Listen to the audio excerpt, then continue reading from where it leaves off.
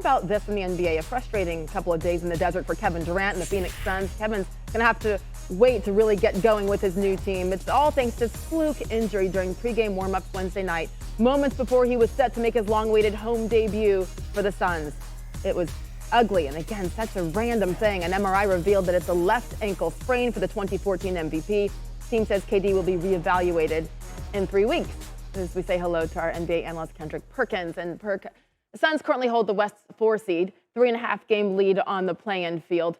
How concerned are you that Phoenix can stay afloat, keep going without Kevin? Well, Sage, I'm not concerned because I wasn't concerned and I didn't have them picked any damn way, even with Kevin Durant. And here's why. Okay, when you look at their depth, I understand that they have Kevin Durant, Devin Booker, Agent CP3, and DeAndre Ayton, but they're too top-heavy. And we've seen throughout the course of winning championships, because that's the expectations for the Phoenix Suns this season, is to win it all.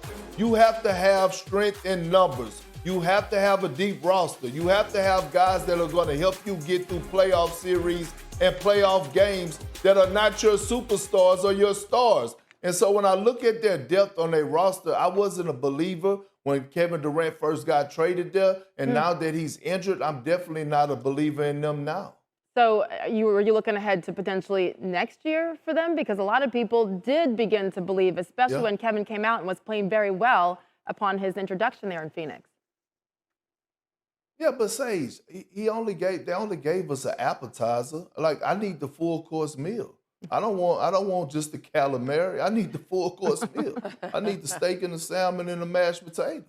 And then we need dessert to top it all off, don't we? I will say this, we got to keep an eye, because Devin Booker, he is playing so well the last 4 games, averaging 38 points per, best in the league, shooting excellent, very efficient from the floor. So we'll see. Perk wants more, Hannah. Yeah, I think they're going to be fine. But you want more, Sage? This was a lot of fun. Yeah, talking in Memphis instead of walking in Memphis. I like it. Love it. Thanks to the graphics department. Warriors are terrible on the road. Terrible. 7-25 this season. 3rd worst by any defending champ in history. And off to an awful start. Jaren Jackson Jr. for 3. Dillon Brooks picking up the steal, dunking it at the other end. The Warriors just do not play with the intensity on the road that they do at home. Look at Luke Kennard. Hits a 3. That puts the Grizz up 20 and 48 points, the most the Warriors have given up in any quarter in the regular season in the Steve Kerr era. That was just in 1 quarter. Here in the 2nd quarter, well, Steph is back, and he's nailing shots like that. The tough step-back 3, that was an absolute beauty. And look at this. That's just vintage Steph. Now it's a 6-point game. But then the Grizzlies pull away. Brooks getting the steal, lays it in, past Draymond, and here we go. These two talk about each other. They talk to each other, jawing back and forth. They have to be separated in the 4th quarter with the Grizzlies back up 13. Tyus Jones with the floater. Keep in mind, no Ja Morant. He's out for at least 3 more games, according to him. Jackson Jr. with the 3 finishes with 21 as the Grizzlies finish off the Warriors. The real entertainment came after the game. Draymond, obviously, I guess called a rivalry now, has obviously been heated on both sides. It's not called a rivalry. What's that now? This a rivalry? You want to call it that or no? I mean, if you want to call it that, but I would disagree. One team has to win, and then another team has to win. Like, that's what creates a rivalry, not because one team gets up for you and talk like they can beat you and then not. That doesn't create a rivalry. Rivalries are created by you win, I win. And clearly, we won 4 times, and I think their organization has 0 championships, so I can't consider that a rivalry. I know I'm a better player than him. I can do the same stuff like he does. That's easy. That's just showing up to work. Me, I try to score, try to figure out plays, I try to call plays for my team, so just the fact that, he was trying to, pin my teammates against me, that's a low blow. So, and that's what type of player he is.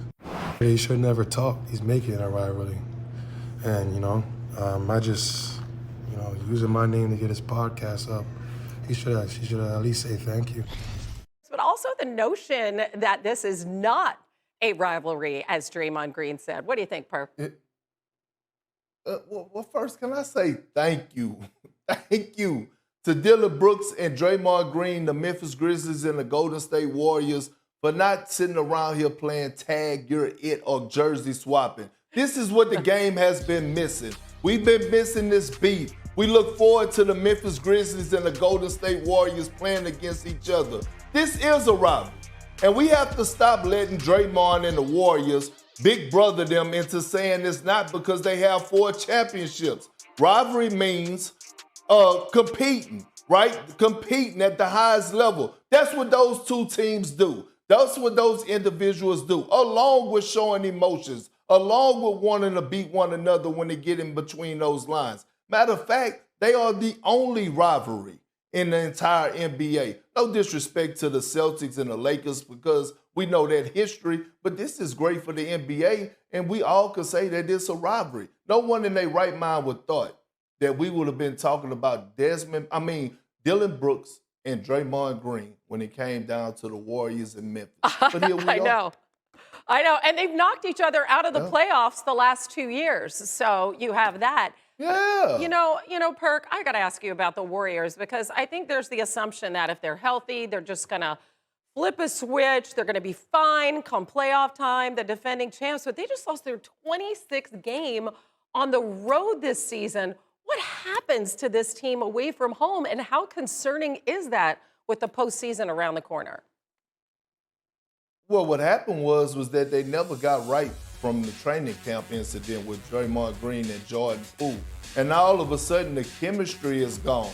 We have never seen the Warriors this disconnected in forever. When you look at them defensively, we're used to Draymond Green anchoring that defense, pointing guys in the directions, holding guys accountable. Well, it's hard to hold guys accountable when you don't have that certain amount of respect no more in the locker room. I look at them offensively. They're playing a lot of one-on-one basketball. We used to praise the Golden State Warriors for their beautiful ball movement, the amount of assists that they were getting per game.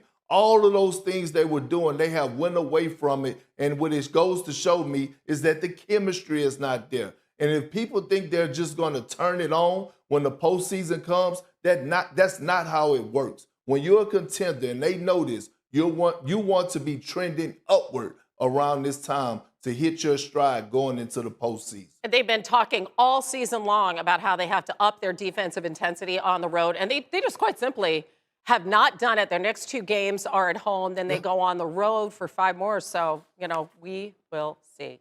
Big Perk, you're the best. Thanks. Let's go to Sacramento, Hannah. The Knicks visiting the Kings. Jalen Brunson back to miss a couple games due to a foot injury. Remember, the Knicks just had their 9-game winning streak snapped. How about De'Aaron Fox blowing by Julius Randle? Are you kidding me? Look at this again. Fox is so fast and so strong. That puts the Kings up by 8. Final seconds of the half. What do you got, Jalen Brunson? He drives in the lane. Has to kick it out, though. Appears to be in discomfort. Goes to the locker room. Does not return for the remainder of the game. Remember, his first game back because of a foot injury, and the foot is acting up again. That's a tough blow for the Knicks. Let's go to the fourth quarter. Kings are up by 3. De'Aaron Fox again. My goodness. This kid is so much fun to watch.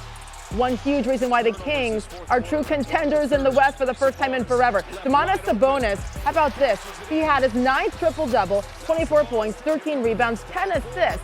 Julius Randle, he's going to keep it, taking it all the way. So the Knicks make this a 2-point game. How do the Kings respond, you ask? Well, with De'Aaron Fox, that kind of a response gets it to go off glass. He had 16 of his 24 points in the fourth quarter. Knicks are down 4. Harrison Barnes knocks this away from Randle. Turnover there, and that's going to seal the deal. The Kings win 122-117. They are 7-1 since the All-Star break. Keep an eye on Sacramento. What about the Bucks and the Nets? This one interesting because the Nets had basically nobody there. Everybody was injured. But how about how the Bucks got off to such a hot start in the first quarter? That was Drew, Brooke Lopez, Grayson Allen, Chris Middleton. Basically, every single person is going to get involved in this first quarter. Downtown shooting by the Milwaukee Bucks. You had Bobby Portis Jr., by the way, a season-high 28 points. Devon Carter, 7 different Bucks draining a 3. They went 9 of 15 from distance just in the first quarter. So to the third. Net starters on the bench. They're down by 12. Patty Mills drains the pull-up 3. He's coming off the bench trying to do something, so cuts the lead to 9. Edmund Sumner, open in the corner, knocks that down. So hello, we got a 6-point game. Again, this is in Milwaukee. Final minute of the fourth, Cam Thomas. How about that finish? The strong finger roll. Nets starters played only 6 minutes in the second half. Their bench scored 98 points, most by a bench in 50 years. How about Drew Holiday? Drew from downtown. He was excellent before the All-Star break, and he's still playing well for them. The tip in there by Brook Lopez, and watch him here. He had 24 points, 10 rebounds, and 9 blocks, including that one. Most blocks by anybody in the NBA this season. The Bucks win for the 19th time in 20 games. They hang on here, 118-113, your final.